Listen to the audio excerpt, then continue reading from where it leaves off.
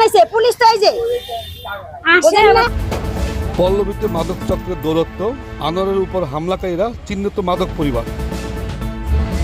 পল্লবী থানার আওতাধীন এলাকাগুলোতে মাদকের বিস্তার এখন ভয়াবহ রূপ নিয়েছে। সম্প্রতি মিরপুরে আনোয়ার নামে এক যুবকের উপর নৃশংস হামলার ঘটনা ফের আলোচনায় এনেছে একটি চিহ্নিত মাদক চক্রকে।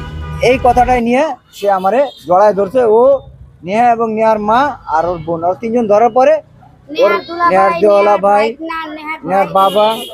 নেহার বাবা আয়সা মনে করে আমার ছুরি দিয়ে আঘাত করছে। পরে আমার এই ছোট ভাই আয়সা আমার বাঁচাইছে। এই চক্রের অন্যতম সদস্য হলেন নেহা, তার বোন শাহানি, ফয়সাল ওরফে কলম, সোহেল ও শাকিল। আমি কিছু ওখানে বাবার টাকা নিয়ে মারামারি চলতে থাকে। বাবার টাকা নিয়ে এতজন একটা মানুষ কিভাবে মারে। যখন কিছুটা সামনে আসছি, আসার পরে দেখি আমার দুলা বাইরে মাথা থেকে রক্ত বের হইতেছে। দৌড়ায় এসে আমি গেঞ্জি খুলে আমার দুলা ভাইয়ের মাথাকে চাপ দিছি। ওরা 5 জন ছিল, ঠিক আছে।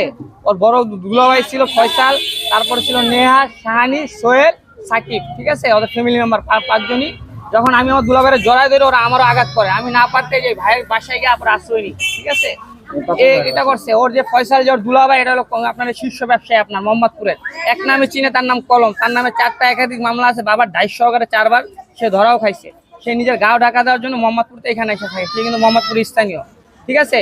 মোহাম্মদপুরের শীর্ষ ব্যবসায়ী যে পিচ্চি হেলাল, ওর ভাই এটা কলম ওর নাম, ঠিক আছে। এখানে নাম ব্যবহার করে ফয়সাল, ঠিক আছে। স্থানীয়দের অভিযোগ, আনোয়ারের মাথায় গুরুতর আঘাত করে যে হামলাকারীরা পলায়ন করেছে তারা সবাই মাদক ব্যবসার সাথে সরাসরি জড়িত। এদের কাছে মালের ঢাইস আছে, মালের ঢাইস। 4টা মামলা আছে। আর ওই যে মহিলা শাহানি, ওর বাচ্চা মনে জেলে হইছে। মাল বেচে জেলে যায়, বাচ্চা জেলে। মিডিয়া বলেন, পুলিশ বলেন, কি করবো এরা, কি করে? আমি দেখি না কিছু করে।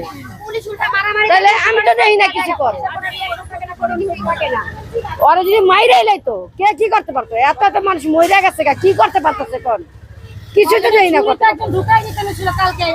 ধরেন সামনে তো, আরে ঘরের সামনে ধরতে পারবো?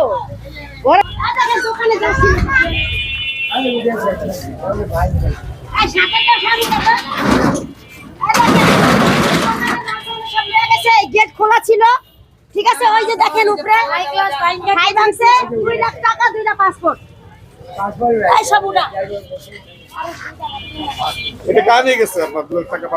এই যে আমার মেয়ে যে 5 তারিখে চলে যাবে, আমার ছেলে যাবে, আমার ছেলে দুবাই থাকে, আমার মেয়ের জামাই দুবাই থাকে, আমার মেয়ে দুবাই থাকে, দেশের বাইরে দুবাই থাকে। এলাকাবাসী জিজ্ঞাসা, আমার স্বামী নাই, চলে জায়গা ও আসে পারেও না। বেদব খারাপ, রাইতে ঘরে লইয়া যায়, কি করে বাবা কই তাই না। আমি মুরব্বী মানুষ, বাস আকাম কোকাম হয়ে গেছে, বাস খালি বাল্লি ভাগ্যা গেছে পুলিশ। এর কোনো সমাধানই পাইনি পুলিশ।